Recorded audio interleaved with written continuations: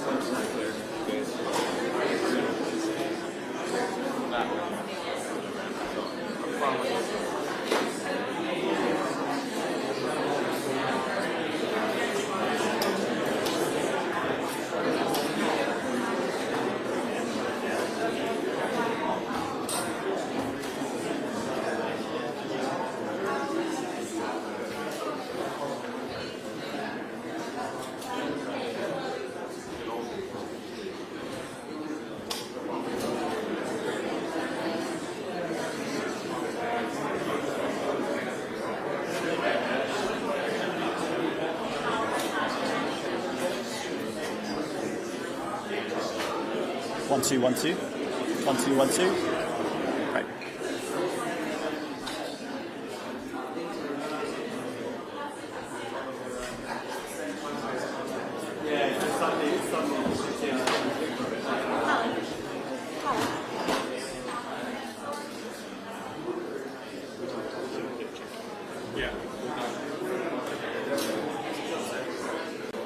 I think there's clips over there.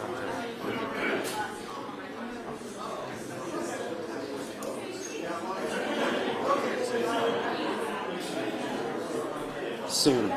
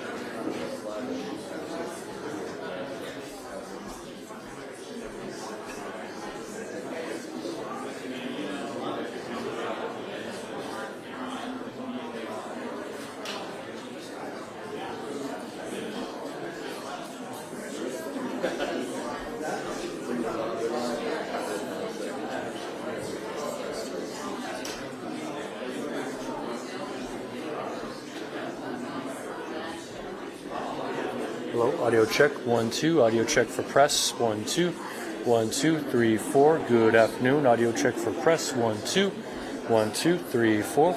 Audio check, 1, 2, 1, 2, 3, 4. I'm getting thumbs up, 1, 2, 3, 4, 5, 6, 1, 2, 1, 2. Check, check, 1, 2. Audio check for press, left podium good, 1, 2. Audio check, 1, 2, 3, 4. Still good, good. Everybody good, thumbs up, 1, 2. All right.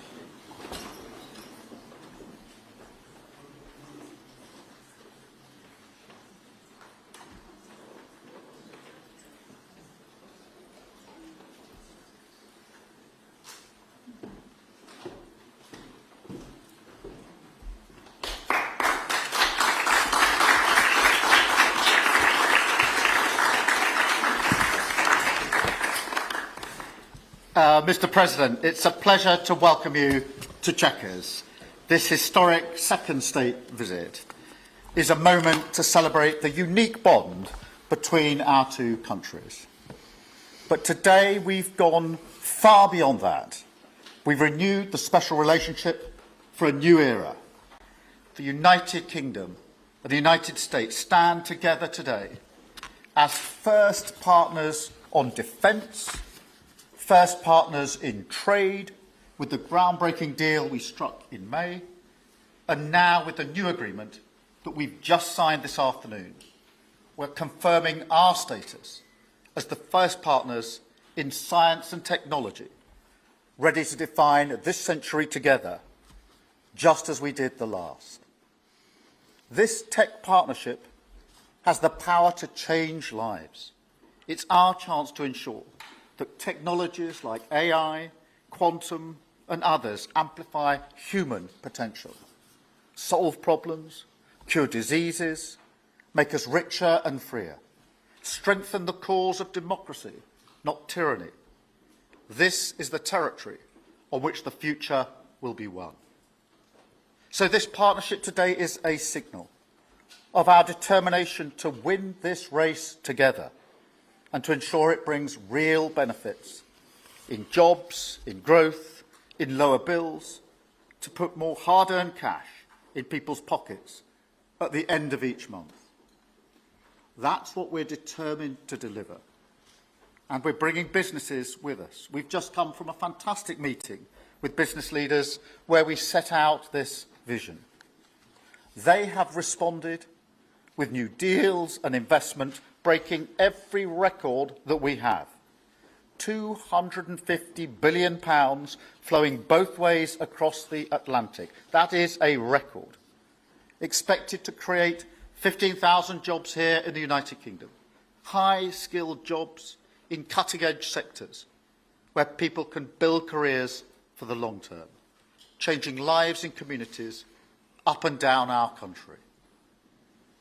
And look, while we shape this bond for a new era, the fundamentals have not changed.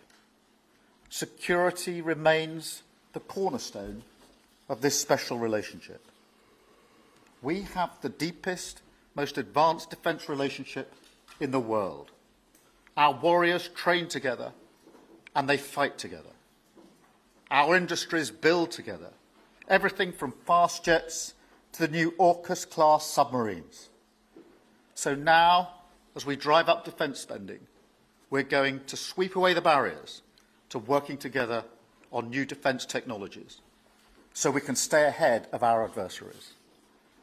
We're united in defence and security. Yes, absolutely. But we're also united in the pursuit of peace. We are working together to end the humanitarian catastrophe in the Middle East, get the aid in, free the hostages, and ultimately bring Israel and the region back towards a comprehensive plan which can deliver peace and security for Israelis and Palestinians alike. We're also working together to end the killing in Ukraine. In recent days, Putin has shown his true face, mounting the biggest attacks since the invasion began, with yet more bloodshed, yet more innocents killed, and unprecedented violations of NATO airspace. These are not the actions of someone who wants peace. So we've discussed today how we can build our defences further, support Ukraine, and decisively increase the pressure on Putin to get him to agree a peace deal that will last. And President Trump, you have led the way here, and we will continue to stand and work together for security and for peace. Mr. President, next year we'll celebrate the 250th anniversary of the United States. We've come on a long journey together since 1776. But it's no exaggeration to say that the partnership our two nations have built has shaped the world from the beaches of Normandy to the founding of NATO, to the creation of technologies that have revolutionised our lives. Time and time again, it is British and American men and women side by side, changing the path of history and turning it towards our values, towards freedom, democracy, and the rule of law. In Britain, we take huge pride in that. And let's be clear, this relationship is not just about history, it's about the future. It's about the benefits it delivers now and for decades to come, to make our people safer and better off. We've shown today that we're delivering those benefits, improving people's lives. So we will go into that anniversary year more optimistic than ever and more confident than ever about our two great nations and what they can achieve side by side. Thank you. And it is now my pleasure to give the floor to Mr. President. Thank you. Thank you very much, very much. Prime Minister Starmer, Melania and I are tremendously thankful for the wonderful hospitality that you and Lady Starmer have extended today at Chequers. Quite the place, I must say, quite the place. And we're grateful beyond words for the spectacular honor of the state visit yesterday at Windsor Castle, hosted by His Majesty King Charles III and Her Majesty Queen Camilla. These are two fantastic people. We will never forget it. As I said last night, the bond between our countries is like no other anywhere in the world. The United States and the United Kingdom have done more good on this planet than any two nations in human history. That is thanks in large part to the traditions of British liberty, which grew up on these isles, these beautiful, magnificent isles, and were carried by our ancestors to the New World. We're forever joined, and we are forever friends, and we will always be friends. This enduring connection is why I was thrilled that the United Kingdom was the very first country with which we made a historic trade deal, and a very good trade deal. He's a tough negotiator. I think it was a better deal for you than us, but these are minor details. It's a very good deal for both of us. He's a great negotiator who will extend our unparalleled security alliance into the realm of economic security for the first time, and I look forward to finalizing it very soon. We'll have it done very quickly. We have also just signed a historic technology prosperity deal, one of a kind, to ensure our countries lead the next great technological revolution side by side. In fact, we just left the business leaders, the biggest in the world. Some are in this room right now. and that was quite a meeting we had on business and trade and technology. This trip has galvanized $350 billion in deals across many sectors, and we're committed to ensuring that the UK has a secure and reliable supply of the best AI hardware and software on Earth. And we supply that, and we'll make sure we supply it in quantity to the UK. We also are joining forces on quantum computing and nuclear power, a natural partnership for close allies. The United States, as you probably have heard, is doing better than it has ever done in terms of business and investment.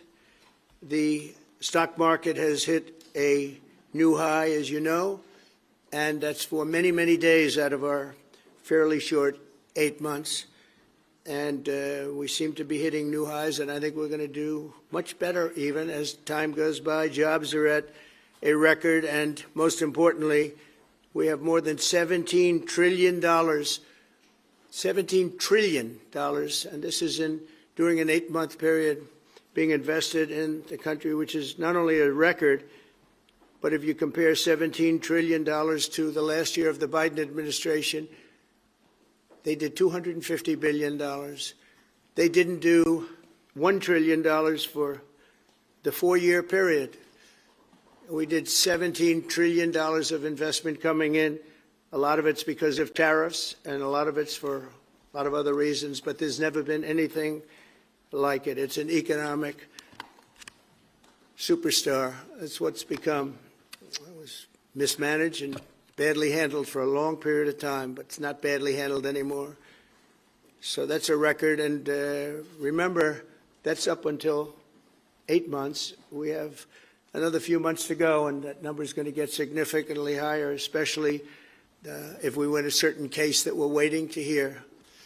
That will be something like the world has never seen. I want to congratulate the United Kingdom on making the vital commitment to spend 5% of GDP on defense at the NATO summit this year. We've worked together very closely in so many ways. I'm very honored to tell you that we've solved 7 wars, wars that were unsolvable, wars that couldn't be negotiated or done. The U.S. has done 7 of them. The one that I thought would be easiest would be because of my relationship with President Putin, but he's let me down. He's really let me down. It was going to be Russia and Ukraine, but we'll see how that turns out. But that turned out to be, I thought it might be among the easiest of the group. But we had settled just about every conflict, and as you know, we're working very hard on Israel and Gaza. All that's happening over there. Complex, but it's going to get done. It'll all get done right. And likewise, Russia and Ukraine will get done. But you never know in war. You know, war is a different thing. Things happen that are very opposite of what you thought. You thought you were going to have an easy time or a hard time, and it turns out to be the reverse. As we saw in the unforgettable parade yesterday at Windsor Castle, what a place it is. The British Armed Forces carry on one of the finest military traditions in the world, one of the greatest marching bands, one of the most magnificent sights I've seen. I know that our service members look forward, and we do look so forward to working even more closely with yours as you push toward that 5% goal. And I think, Mr. Prime Minister, you're just about there. You're going to be there very quickly, along with a lot of other great countries. I want to thank NATO and our wonderful head of NATO, who's really worked very hard, Mark, for the job they've done. As you know, NATO is at 2% GDP, and they didn't pay it. Now they're at 5%, then they pay it. And we appreciate that. And we're sending a lot of weapons to NATO. NATO is paying for those weapons in full. But we're sending them, and we're doing a great job at getting them what they need. And we appreciate the fact that they're taking care of, because the United States is into that war for $350 billion. And just really very sad. It just got out of control. They didn't know what they were doing. But over the generations, British and American warriors have shed their blood side by side in defense of liberty and freedom.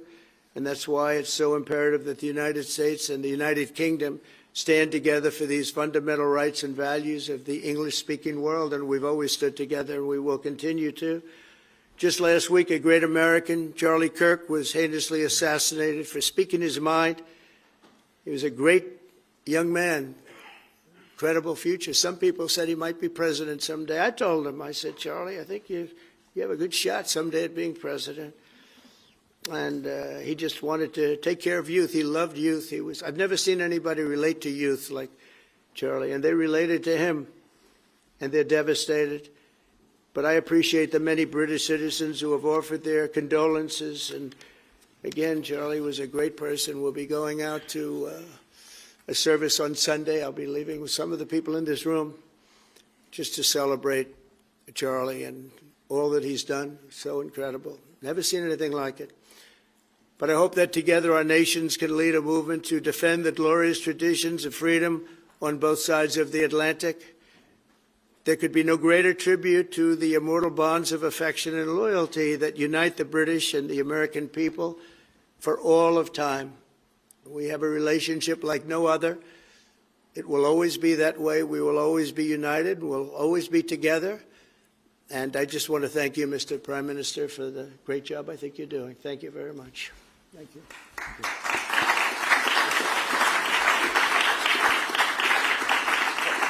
Thank you very much, questions? Mr. President. We're going to take some questions. I'll call 2 or 3 to start with, and then I'll pass over to the President. I've got Chris Mason from the BBC first. Chris. Thank you both. Chris Mason, BBC News.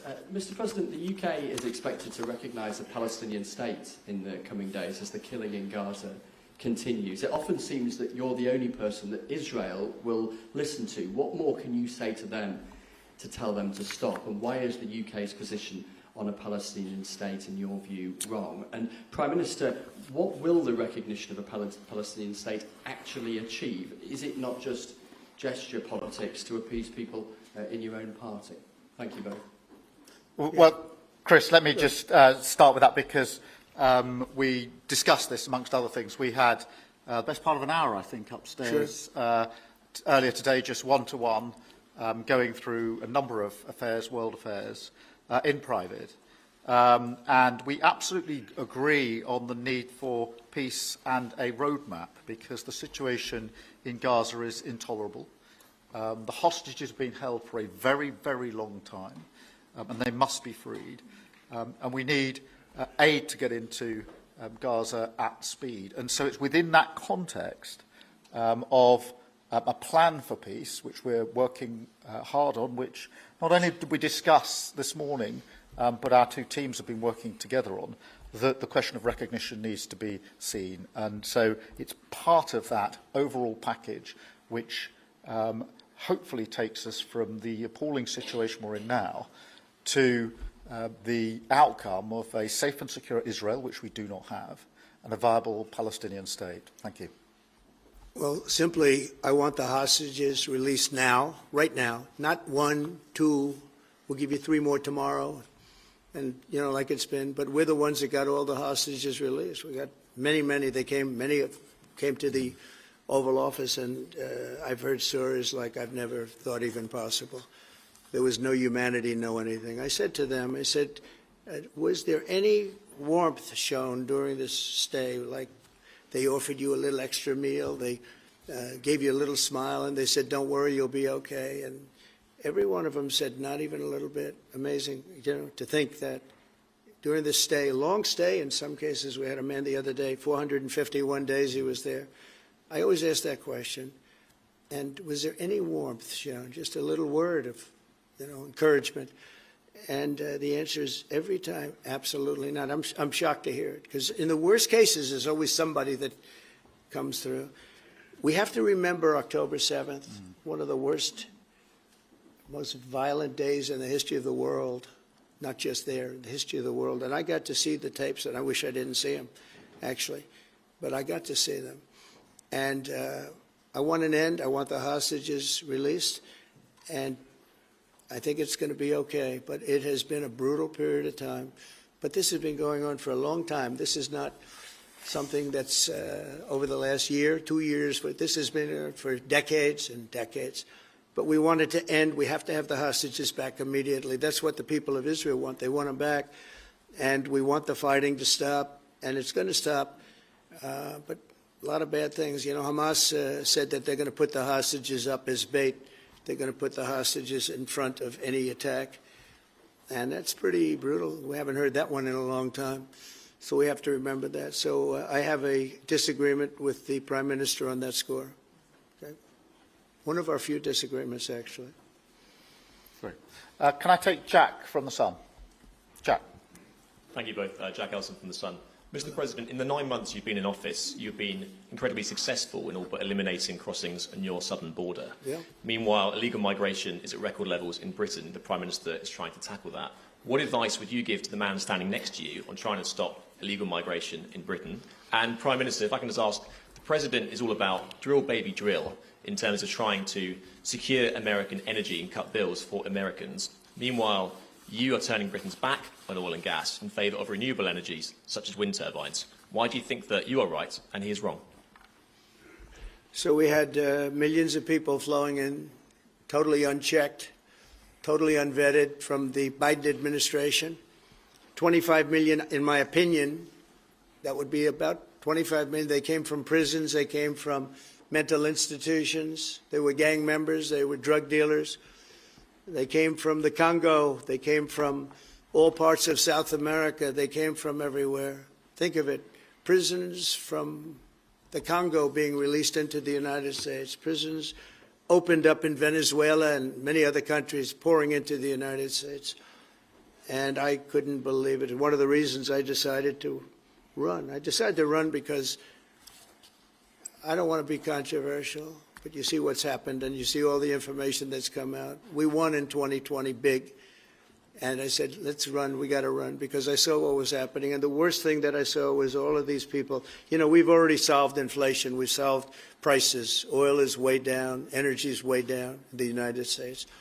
But what I saw happening with millions of people pouring into our country, I couldn't stand to watch it. And we've done a great job. Nobody, if you've seen the last, I appreciate your question, by the way, nobody, absolutely zero, and I'm not even sure that's possible, but it's a very liberal group that come out with those statistics. The last 3 months, we had zero. From millions of people a year ago, we had zero people enter our country illegally. And we do have people coming in legally through a legal process and testing and lots of other things. I think it's very important, and we speak about it. And I think your situation is very similar. You know, you have people coming in, and I told the Prime Minister I would stop it, and it doesn't matter if you call out the military, it doesn't matter what means you use, but it's going to destroys countries from within.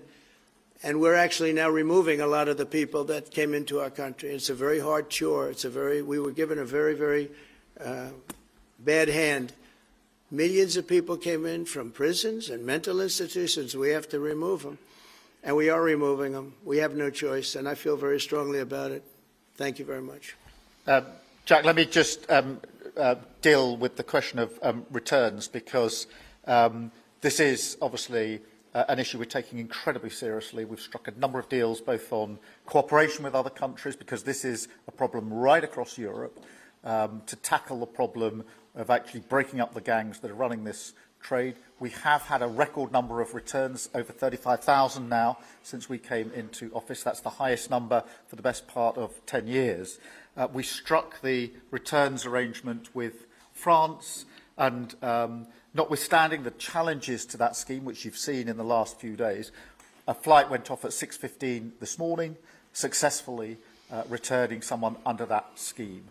So that is an important step forward. Obviously, there's no silver bullet here. There's a range of things that need to be done. But given the challenges of returning people, it is important that we're able to prove it can be done. It was done. It was done early this morning. So I can confirm that that flight went. It went successfully. And I'm pleased about that. Now we need to ramp that up at scale, which was always envisaged under the scheme. But it's very important that we have been able to prove that the proof of concept, if you like, that this can be done, and will continue in that way. On the question of energy, firstly, let me be really clear that I am absolutely determined to ensure that the price and cost of energy comes down, so that bills come down both for individuals, for families, with their household bills, but also for business, because this is so important. The mix will include oil and gas for many years to come from the North Sea. We've been clear about that for some time, but we also need to mix that with renewables, and it's the mix that's really important. And the approach I've taken on this is the same approach that I take to many other things, a pragmatic approach. Thank you, Jack. I would like to say that we inherited the worst inflation in the history of our country.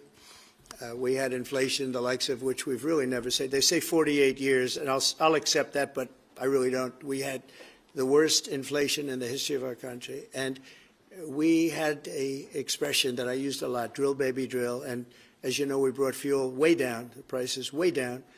And we don't do wind because wind is a disaster. It's a very expensive joke, frankly. And we got our energy prices way down. That brought the inflation way down. And now we have very little inflation. And we have a very, very strong economy. So that was very important. Drill, baby, drill.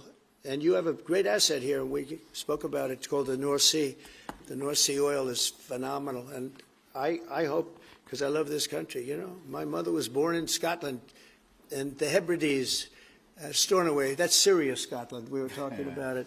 And I want this country to do well. And you have great assets that you're going to start using, I believe, under this Prime Minister. Thank you. And I've got Matthew from The Economist. Matthew. Thank you, Prime Minister. Mr. President, you say that President Putin has let you down. Have negotiations run out of road, and what are your next steps to compel an end to this war? Well, he has let me down. I mean, he's killing many people, and he's losing more people than he's killing. I mean, frankly, the Russian soldiers are being killed at a higher rate than the Ukrainian soldiers. But, yeah, he said, let me down. I don't like to see. It's death. You know, it doesn't affect the United States. We have, other than unless you end up in a world war over this thing, you could. This was a thing that would have never happened had I been president. If I were president, it would have never happened. And it didn't happen for 4 years. Most people agree it didn't happen, nor was it close to happening. And I spoke to President Putin about Ukraine. It was the apple of his eye. I've said that many times. It was. But he would have never done what he did, except that he didn't respect the leadership of the United States. They just went through the Afghanistan total disaster for no reason whatsoever. We're going to leave Afghanistan, but we're going to leave it with strength and dignity. And we're going to keep Bagram, the big air base, one of the biggest air bases in the world. We gave it to them for nothing. We're trying to get it back, by the way. Okay, that could be a little breaking news. We're trying to get it back because they need things from us. We want that base back. But one of the reasons we want the base is, as you know, it's an hour away from where China makes its nuclear weapons.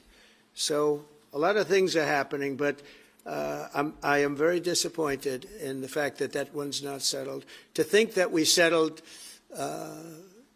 Azerbaijan and Albania, as an example, it was going on for years. It was never going to be settled. If you remember, the Prime Minister and the presidents, they were there for many years. They said, when they were in my office, we settled. And they started off at both sides of the Oval Office, so far away. I didn't know you could be so far away. And as we were together for an hour, they kept getting closer, closer. And by the time we finished, we all hugged each other.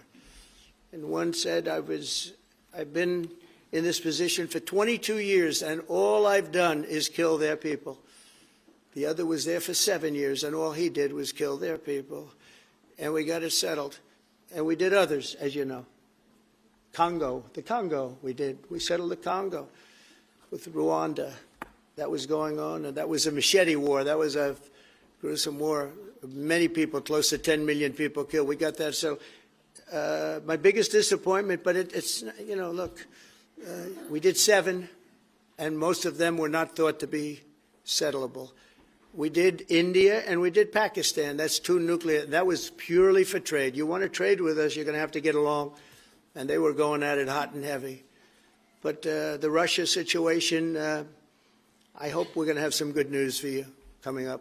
But again, it doesn't affect the United States. And look, it doesn't so much affect you. Of course, you are a lot closer to the scene than we are. We have a whole ocean separating us. But I will say this, it's Millions of people have died in that war, millions of souls. And they're not American. The soldiers, mostly soldiers, as you know. The soldiers are being killed at levels that nobody's seen since the Second World War. But they're being killed, and I feel I have an obligation to get it settled for that reason. Thank you. And just to add on that question, because we have to put extra pressure on Putin. And it's only when the President has put pressure on Putin that he's actually shown any inclination to move. So we have to ramp that pressure up. I think it's important to have this conversation in the context of what's happened in recent weeks. We saw damage and bombing to the British Council in Kyiv. These are targets that it was thought until recently were not targets that would be hit. The British Council, the European Union Embassy, the Council of Ministers, where President Zelensky's ministers work was hit. Again, these were thought to be places that wouldn't be hit. And then the incursion into Poland last week. And if you put that together, what you can see is either an emboldenment or at least an increased recklessness on Putin's part. And that's why I said earlier that they're not the actions of someone who wants peace. So we have to ramp up. And we discussed earlier today, we have built the coalition of the willing with British leadership and French leadership, stepping up with military planning in the seas, in the sky, on the ground, and ramping up what we do with the Ukrainians themselves. And of course, that taken with an American guarantee is now an example, I think, of the challenge of Europe stepping up to the plate, which it has done in the last few months, to show through what we and the French have done that we're prepared to take the lead in this and take the necessary measures. But that's a war that could have been a third world war, and I don't think we're going to be there now. But that was heading to a third world war, and what a shame it is. What a shame it is. Mr. President, do you want to call some of the I would love to call a few of them. Bev, do you want to have a question? I'm going to come back to you. Bev Turner, GB News. Thank you. Having been in DC for a few weeks, it's really interesting to see how you run the country as a proud Christian leader. And it really begs the question to the Prime Minister, if you don't mind, are we still a Christian country? But also... when you say we, are you talking here or... Here. The Here? UK. I'm still British. I might I'd live in rather America. have him I'm still answer British. that question. But also... I can't give you that answer. That's for the Prime Minister. But also, despite what we talked about in Scotland a few weeks ago, we still have 12,000 people a year here being arrested for social media posts, for free speech violations. Does that not remain an important area that there is still a lot of disagreement on? I'd like to have you answer that. Yeah, look, I mean, in terms of a Christian country, I was christened, so that is, my church has been all my life, and we are, that is wired into our informal constitution. Of course, we celebrate many other faiths as well, and I'm really proud that we're able to do so as a country. And on free speech, that has long lived in this country, free speech. It's one of the founding values of the United Kingdom, and we protect it jealously and fiercely, and always will. And we will bear down on any limits on free speech. I draw a limit between free speech and the speech of those that want to peddle paedophilia and suicide social media to children, and therefore I'm all for free speech. I'm also for protecting children from things that will harm them, paedophiles, those that peddle suicide, which had a terrible consequence for individual, particularly teenagers.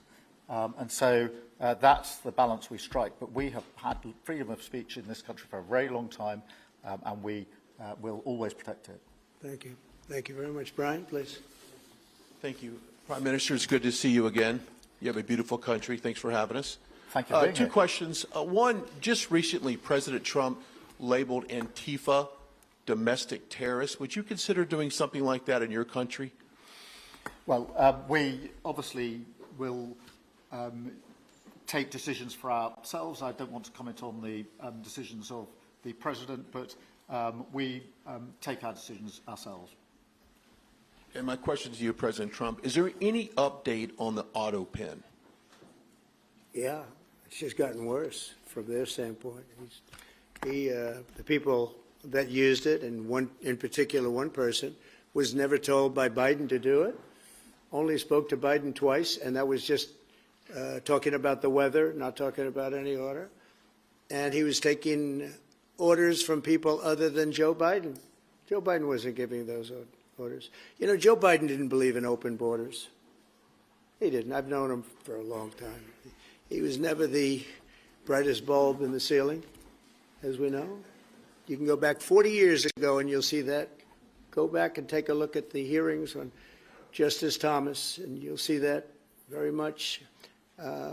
But he didn't believe in open borders and all of this nonsense that they're peddling now, which is why they're not in office any longer. It's a shame. The auto pen was illegal. It was illegally used. He never gave the orders. He never told them what to do. And I guess the only one he signed, or one of the few he signed, was the pardon for his son. But you had the congressman who, when they got the information, they found out they were guilty, and they deleted and destroyed all information, everything. You couldn't get any of it. They found out that Nancy Pelosi actually was offered the 10,000 soldiers, and she turned them down.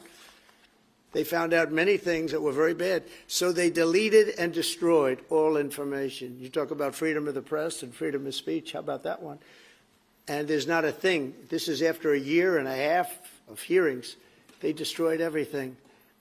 And somebody's got to be held responsible. So Biden, what he did is they knew, I don't think he knew, but somebody knew. I don't think Biden had a clue about anything, if you want to know the truth. But they gave a pardon to those Congress people. They gave a pardon. Those people are so guilty. They gave a pardon. But Biden didn't know about it. The people, whether it's Lisa or any of those people in there that really ran it, I know them all. And they're sick people. They're smart people. They're very smart. They're probably brilliant, but they're sick in ideology. And they were running the auto pen. And it was totally illegal what he did. And I hope it's going to be so adjudged. Do you want to take one more, then I'll Okay. go back to British. Let's see. Peter, go ahead. Thank you, President Trump.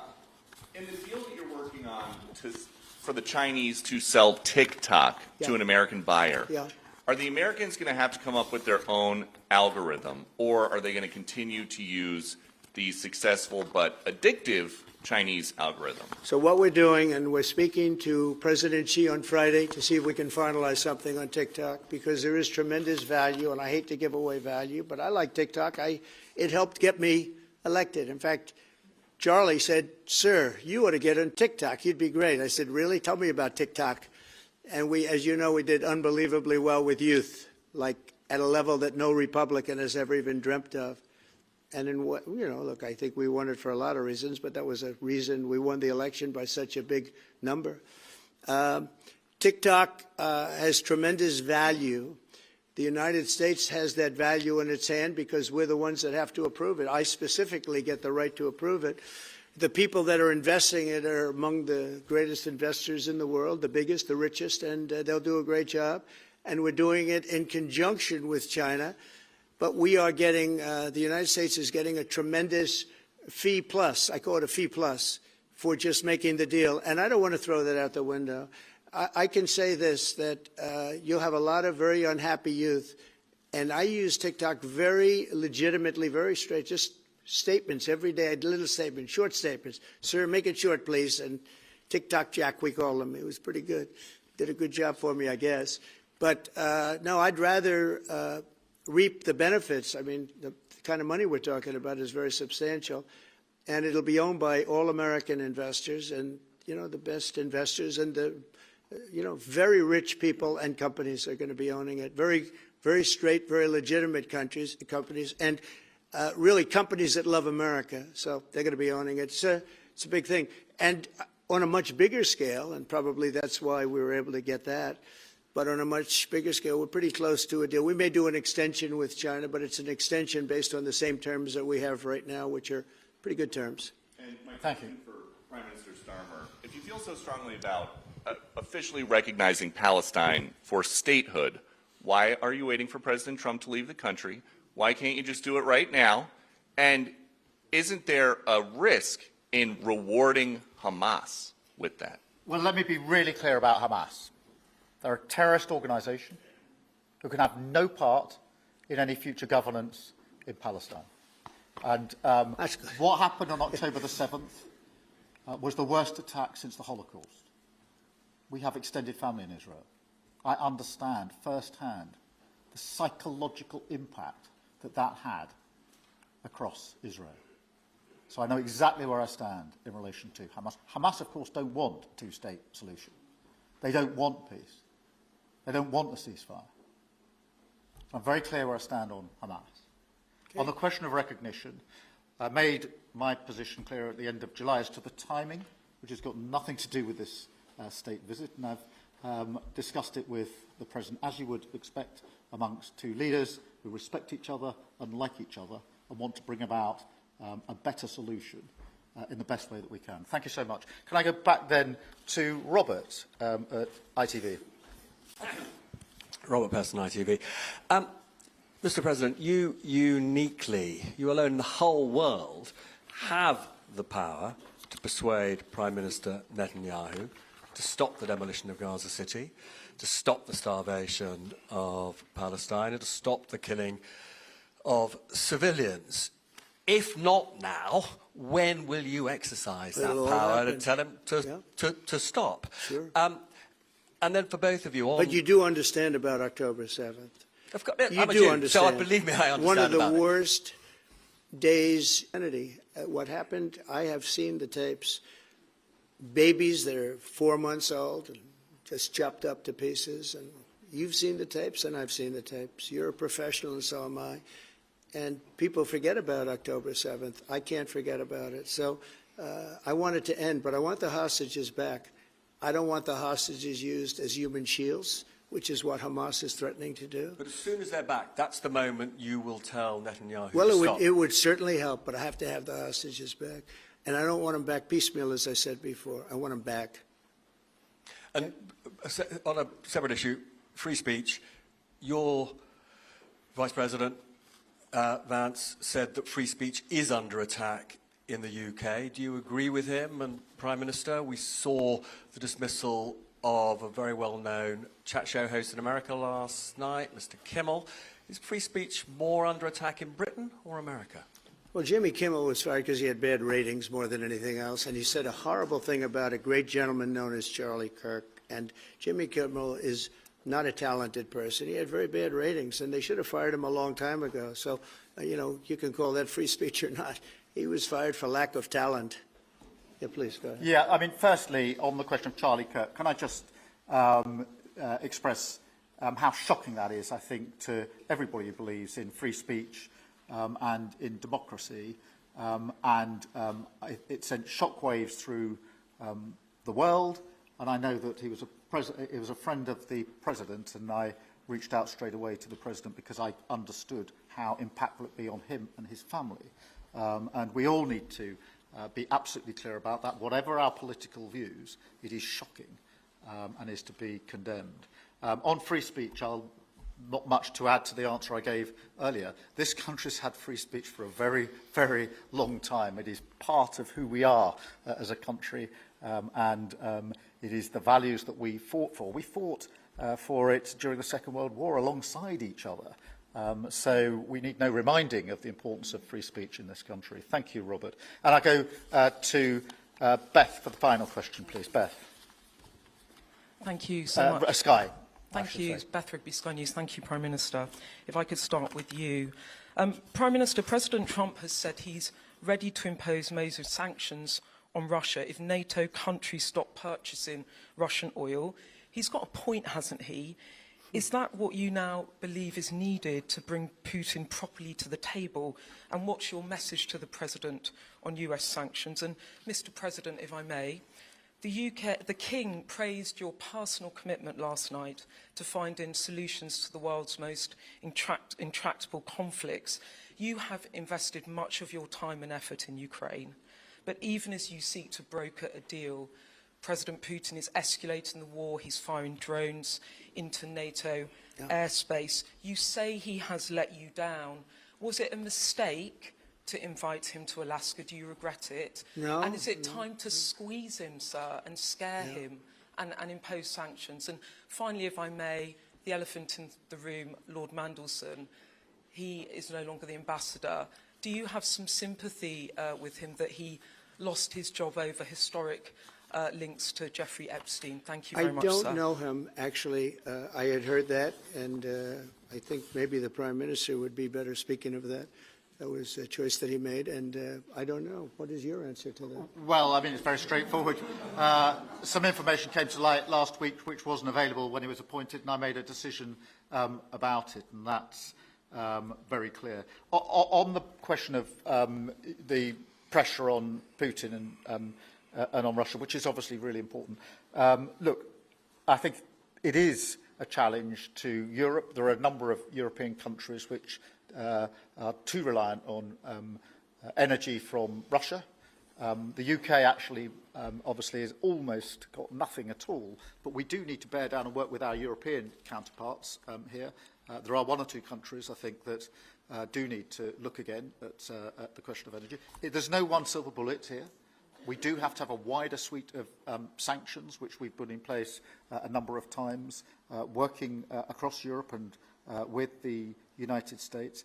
And, of course, we must, and we are, making sure that Ukraine is in the strongest position now, because one of my long concerns here has been that whilst we talk about a ceasefire, and we all want a ceasefire, and we talk about what might happen after a ceasefire, we mustn't forget that Ukraine needs our support now. And we've said we stand with Ukraine from the start to finish, and that means we must continue to supply them with what they need in order to fight this war, which, of course, resulted from and is a result of Russian aggression.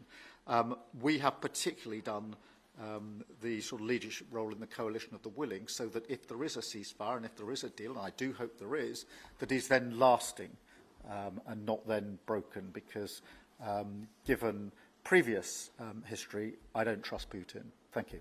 Very simply, if the price of oil comes down, Putin's going to drop out. He's going to have no choice. He's going to drop out of that war.